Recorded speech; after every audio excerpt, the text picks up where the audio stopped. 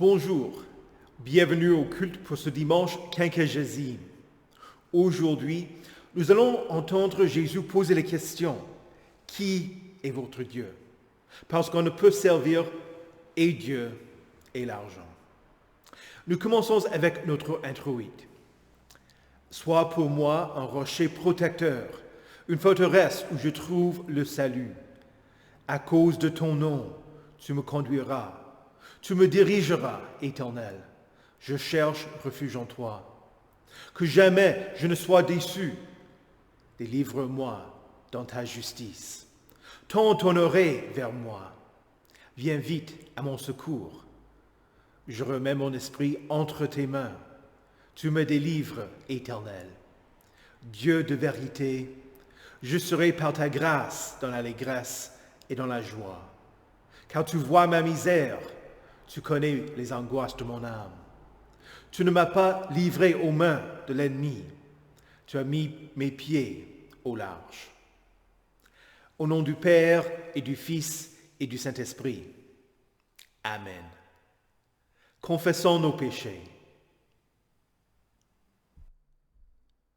Dieu Tout-Puissant, notre Père céleste, nous avons péché contre toi et contre notre prochain, en pensée, en parole et en acte. Par négligence, par faiblesse, par volonté délibérée, c'est notre faute, et nous nous en repentons. Pour l'amour de Jésus-Christ, ton Fils, qui est mort pour nous, veuille nous pardonner ce passé et nous faire la grâce de te servir en nouveauté de vie, à la gloire de ton nom. Amen.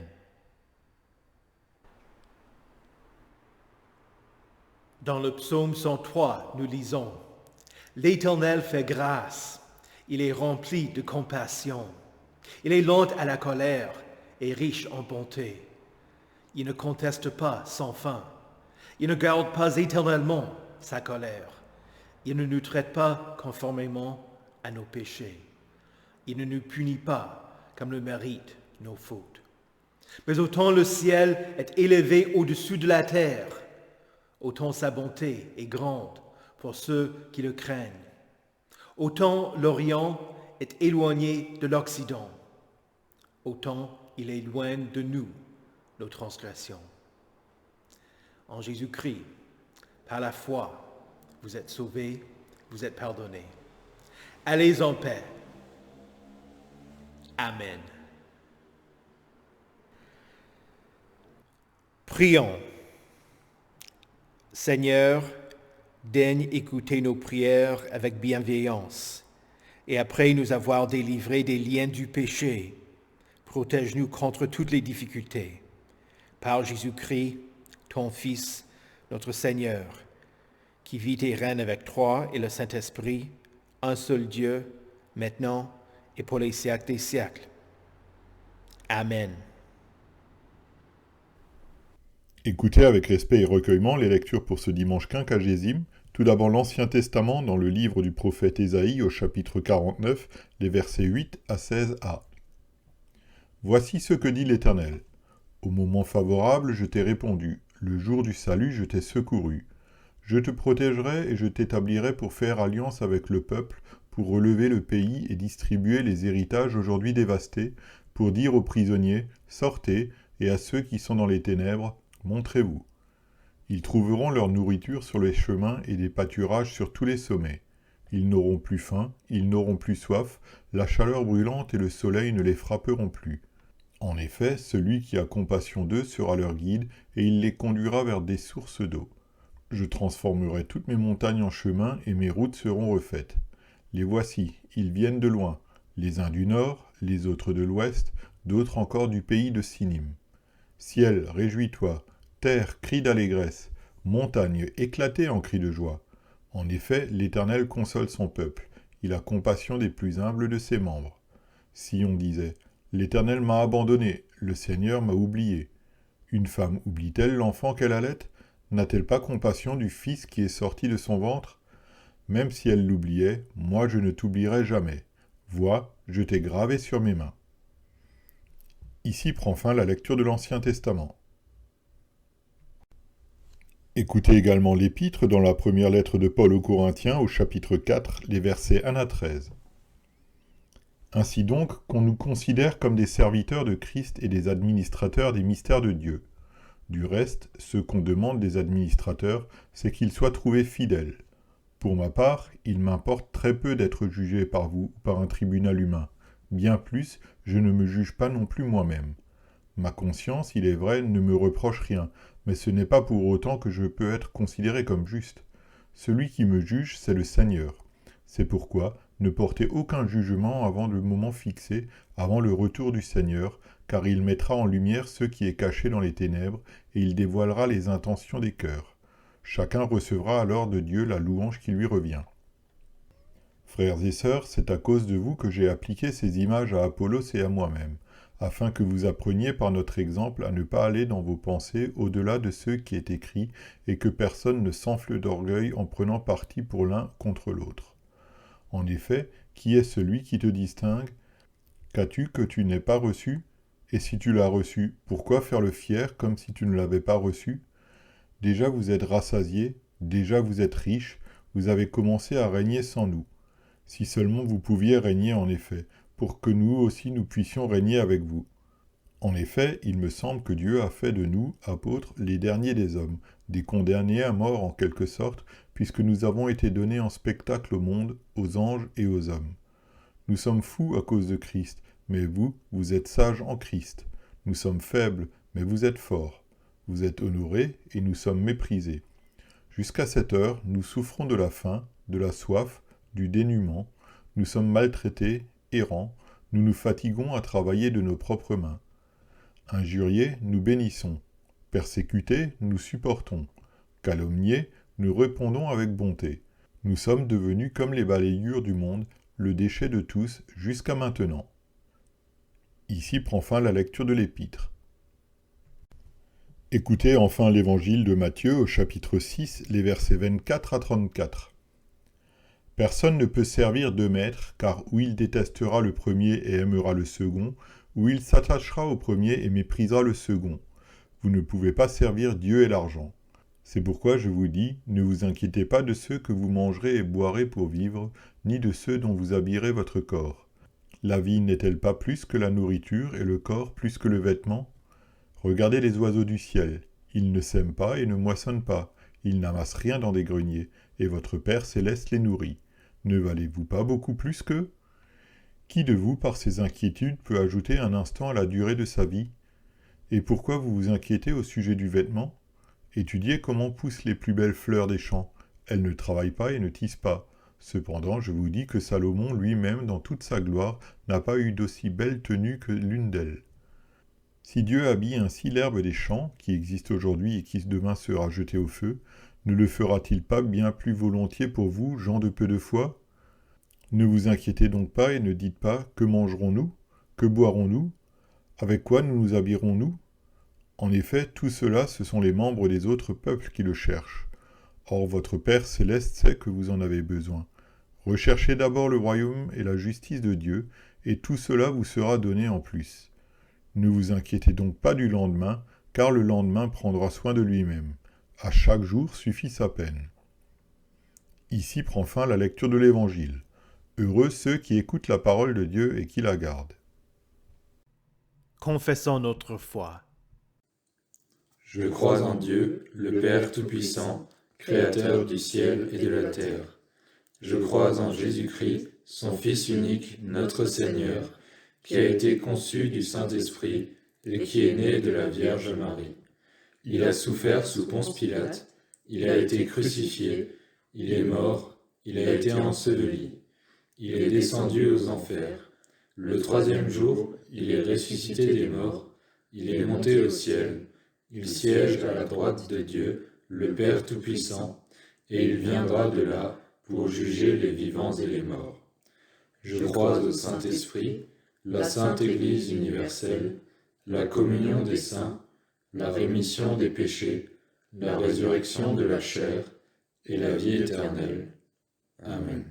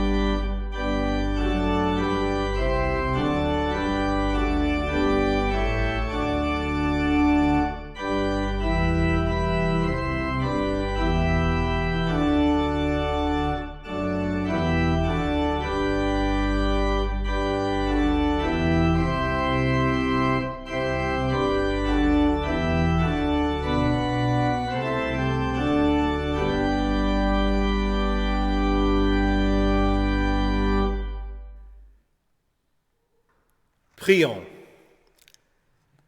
Seigneur Jésus, tu as enseigné qu'on ne peut servir Dieu et l'argent. Garde-nous de l'idolâtrie et de l'amour des biens, car l'argent ne pourra jamais rassasier. À travers la prédication de ta sainte parole, que nous nous rendions compte jusqu'à quel point le rachat d'une âme nous dépasse. Mais rassure-nous par le fait que tu es notre Rédempteur, qui prépare pour nous une place dans la maison de ton Père. Amen. Que la grâce du Seigneur Jésus-Christ, l'amour de Dieu et la communion du Saint-Esprit soient avec vous tous. Amen. Dans le Sermon sur la montagne, Jésus a parlé du rôle de l'argent dans la vie du chrétien. En particulier, il explique que l'amour de l'argent est de l'idolâtrie, un péché contre le premier commandement. Dans sa pièce, L'Avare, Molière se moque de la quête de richesse du personnage principal, Harpagon. Cet homme était tellement attiré par l'argent qu'il s'est mis à l'écart de tous, s'éloignant même de la seule personne qui le supportait, sa fille unique. Pire que cela, la poursuite de l'argent déplace le rôle de Dieu dans votre vie. Luther explique la signification du premier commandement en disant que nous devons craindre et aimer Dieu par-dessus tout et mettre en lui notre entière confiance. Voilà la question que Jésus pose. En qui ou en quoi est-ce que vous mettez votre confiance? En lui ou en l'argent? Écoutez comment Paul décrit ceux qui ne mettent pas leur confiance en Dieu. En effet, beaucoup se conduisent en ennemis de la croix de Christ. Je vous ai souvent parlé d'eux, et je le fais maintenant encore, en pleurant. Leur fin, c'est la perdition. Ils ont pour Dieu leur ventre. Ils mettent leur gloire dans ce qui fait leur honte. Ils ne pensent qu'aux réalités de ce monde. Quel est votre Dieu? Le problème n'est pas l'argent ou les biens en soi. C'est une question de foi. Écoutez comment Jésus décrit les non-juifs. Ils s'inquiètent et disent, « Que mangerons-nous? Que boirons-nous? Avec quoi nous habillerons-nous? » Pourquoi est-ce qu'ils pensent ainsi? Parce qu'ils sont d'avis que personne ne s'occupe d'eux. Ils n'admettent pas que Dieu existe ou ne se rendent pas compte qu'il les protège. Mais Jésus explique que Dieu fait lever son soleil sur les méchants et sur les bons. Il fait pleuvoir sur les justes et sur les injustes. Les injustes ne reconnaissent pas l'œuvre de Dieu et ne lui rendent pas gloire. Ce même genre d'inquiétude se manifeste chez les environnementalistes. Pour certains d'entre eux, la Terre est une déesse. Ils pensent que l'écosystème est extrêmement fragile et prétendent que la planète ne survivra pas à moins que chacun de nous intervienne pour son salut, c'est-à-dire le salut de la Terre. Ils sont d'avis que la survie de la Terre dépend de nos efforts. Certains disent même que l'humanité est une espèce invasive qui porte atteinte à la biodiversité et que la meilleure chose pour la Terre, c'est de ne pas avoir d'enfants et de réduire le nombre de personnes qui y vivent. C'est-à-dire, on ne prend pas soin des personnes âgées. il est important de respecter la création et de prendre soin d'elle. Quand il a créé l'humanité, Dieu a dit qu'il domine sur les poissons de la mer, sur les oiseaux du ciel, sur le bétail, sur toute la terre et sur tous les reptiles qui rampent sur la terre. C'est-à-dire que nous avons une responsabilité envers la création. Mais quelle arrogance faut-il avoir pour croire que le salut de la planète est entre nos mains? Non. Le psaume 24 dit, « C'est à l'Éternel qu'appartient la terre, avec tout ce qu'elle contient, le monde, avec tous ceux qui l'habitent, car il l'a fondé sur les mers et affermi sur les fleuves. » Croyez que Dieu se charge de sa création, y compris de chacun de vous. Vous, chers chrétiens, vous avez un Père céleste, le Créateur de tous. Voyez la création et observez comment Dieu produit le nécessaire pour les oiseaux et pour les fleurs des champs. Ne valez-vous pas beaucoup plus que les oiseaux et les fleurs? Ne vous a-t-il pas donné la vie? Ne la soutient-il pas? N'a-t-il pas envoyé son propre Fils mourir pour vous, pour expier vos péchés, pour vous donner une vie qui n'aura pas de fin? La vie est plus que la nourriture et le corps, plus que le vêtement, parce que vous avez une vie éternelle. Dieu prend soin des siens. Il ne promet pas que vous n'aurez pas de soucis. Il n'y a aucune garantie que vous échapperez aux difficultés. Mais au lieu de désespérer ou de mettre votre confiance en vous-même et en vos propres ressources, écoutez Dieu vous dire, n'ayez pas de doute. Rien ne pourra vous séparer de mon amour. En qui ou en quoi allez-vous mettre votre confiance? Beaucoup de chrétiens se posent ces mêmes questions. Que mangerons-nous? Que boirons-nous? Avec quoi nous habillerons-nous? Je les ai posées aussi. L'idolâtrie de l'argent n'est pas un péché particulier aux riches. J'oserais dire que c'est plus souvent les pauvres qui posent ces questions. Le doute est un péché contre lequel il faut que chacun de nous lutte. Les chrétiens ont des problèmes financiers. Et cela n'est pas honteux. Quand il faut choisir entre payer son loyer ou faire ses courses, quand les enfants grandissent et qu'il faille se demander d'où viendrait l'argent pour acheter des vêtements de plus grande taille, quand il y a plus de mois que de sous dans le porte-monnaie, il est tout à fait normal de s'inquiéter. Ce n'est pas tous les jours que l'Éternel envoie de la manne des cieux, qu'il fait couler l'eau d'un rocher, que la farine et l'huile ne s'épuisent pas, ou que les pains et les poissons sont multipliés.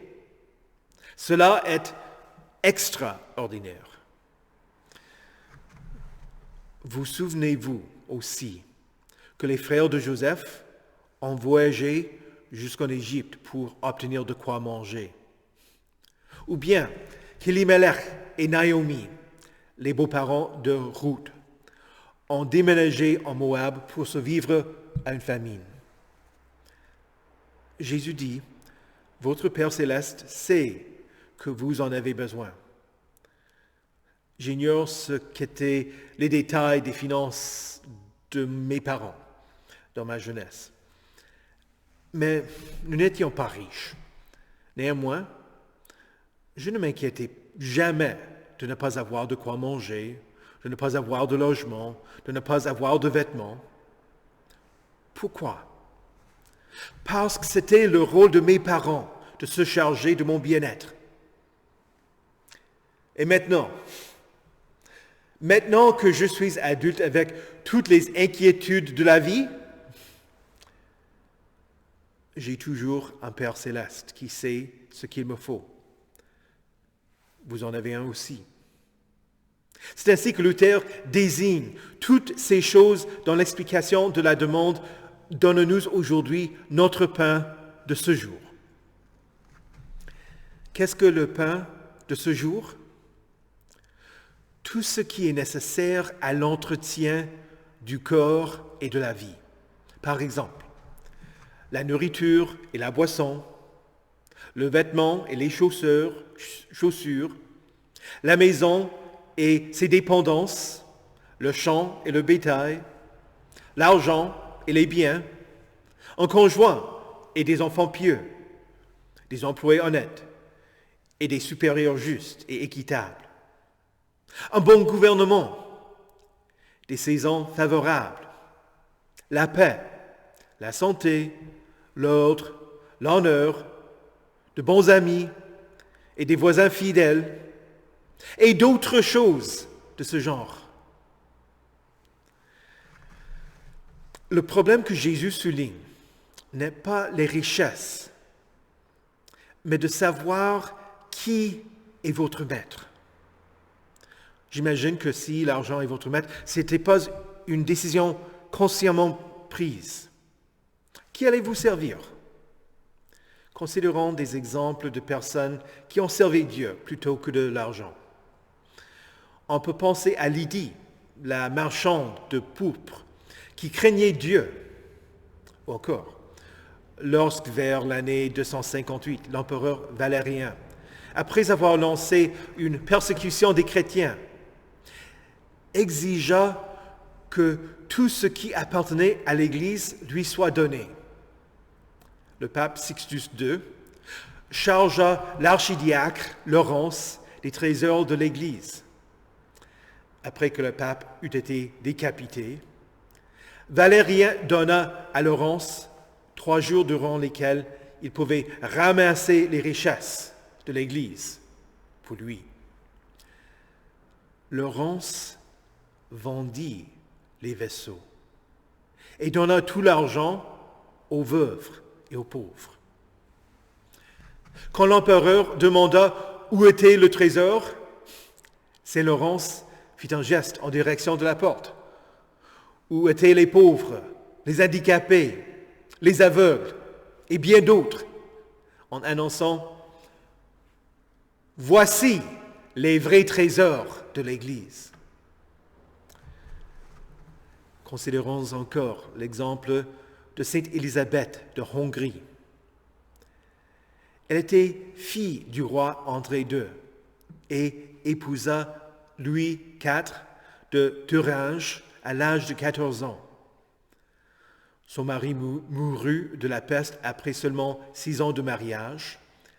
Les richesses ne l'intéressaient pas, alors elle est devenue membre des franciscains et a fait construire un hospice. Elle a dévoué le reste de sa courte vie en soignant les pauvres et les malades, mourant avant son 24e anniversaire. Ces fidèles ne se sont pas inquiétés de ce qu'ils allaient manger ou boire, ni des vêtements. Ils mettaient leur confiance en Dieu, sachant qu'il allait s'occuper d'eux, même si ça voulait dire leur mort.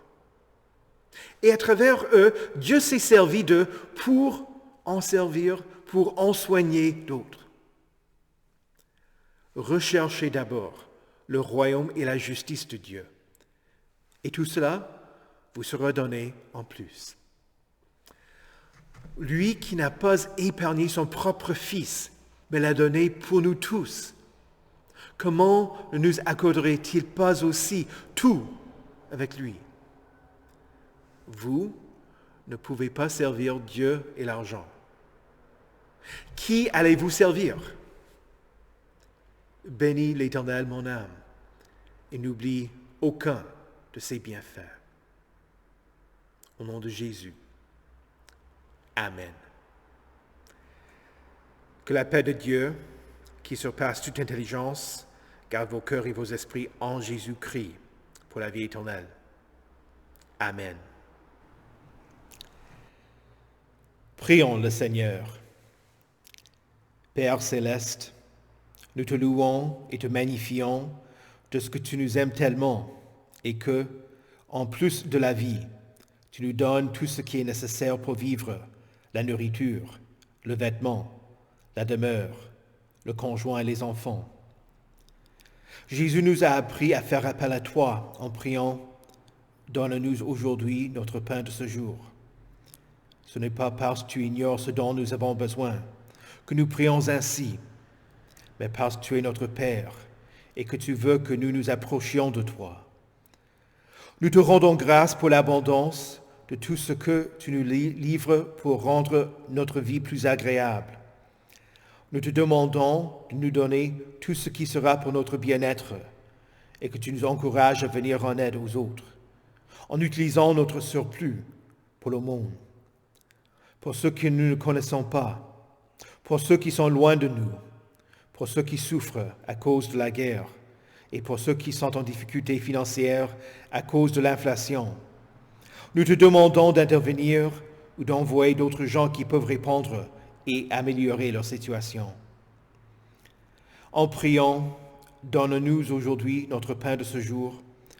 Nous demandons que tu bénisses les agriculteurs, les éleveurs, ceux qui préparent l'équipement qu'ils utilisent, ceux qui transforment la nourriture, ceux qui transportent ces produits, ceux qui travaillent dans les marchés et toute autre personne que tu utilises pour nous exaucer.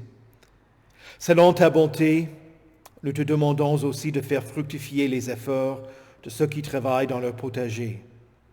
Donne-nous des temps agréables, chacun dans leur propre saison, le froid, la pluie, le soleil et la chaleur, pour que la semence produise abondamment au moment voulu. En ce temps où beaucoup souffrent à cause du séisme en Turquie et en Syrie, nous te demandons d'envoyer des gens qui peuvent répondre aux urgences. En particulier, nous prions pour l'Église luthérienne à Istanbul, son pasteur, le révérend Bahadir Argonul, et tous ses paroissiens. Manifeste ta miséricorde à travers eux, afin que ceux qui souffrent et ceux qui sont dans le deuil ne doutent pas de ton amour. Bénis l'œuvre des médecins et des urgentistes qui utilisent leur connaissance dans l'espoir de guérir ou d'alléger les souffrances des malades, ceux qui souffrent pour un temps et ceux qui vivent chaque jour en entendant la guérison au dernier jour. Qu'ils prennent à cœur ta parole de réconfort que tu as dite à Saint Paul. Ma grâce te suffit, car ma puissance s'accomplit dans la faiblesse. Nous te demandons aussi de protéger nos amis et nos frères et sœurs en Christ qui voyagent, en particulier ceux qui sont au séjour de ski, qu'ils bénéficient d'un temps de repos, et nous te demandons de les ramener en toute sécurité. Étant donné que c'est toi, Éternel, qui donnes et qui soutiennes la vie, nous savons aussi que c'est toi qui as le droit de prendre la vie. Nous prions pour ceux qui sont en fin de vie, ainsi que ceux qui sont dans le deuil. En particulier, nous prions pour notre Église sœur en Espagne qui pleure après la mort de leur premier évêque espagnol, José Luis de Miguel, ainsi que sa famille. Père céleste, fais-nous reconnaître tes bienfaits pour que nous recevions notre pain quotidien avec action de grâce et mettions notre confiance en toi. Bénis nos efforts pour faire connaître ta bonté et encourage les gens à rechercher d'abord ton royaume et ta justice. Nous réjouissons de ta promesse que tout nous sera donné en plus. Toi qui vis et règnes d'éternité en éternité. Amen. Seigneur Jésus, conduis-nous à ton royaume et enseigne-nous à prier. Notre Père, qui es aux cieux, que ton nom soit sanctifié, que ton règne vienne, que ta volonté soit faite sur la terre comme au ciel. Donne-nous aujourd'hui notre pain de ce jour. Pardonne-nous nos offenses, comme nous pardonnons aussi à ceux qui nous ont offensés. et ne nous laisse pas entrer en tentation, mais délivre-nous du mal, car c'est à toi qu'appartiennent le règne, la puissance et la gloire, au siècle des siècles. Amen. Recevez la bénédiction de l'Éternel. Que le Seigneur vous bénisse et vous garde. Que le Seigneur fasse luire sa face sur vous et qu'il vous accorde sa grâce. Que le Seigneur tourne son visage vers vous et qu'il vous donne sa paix. Amen.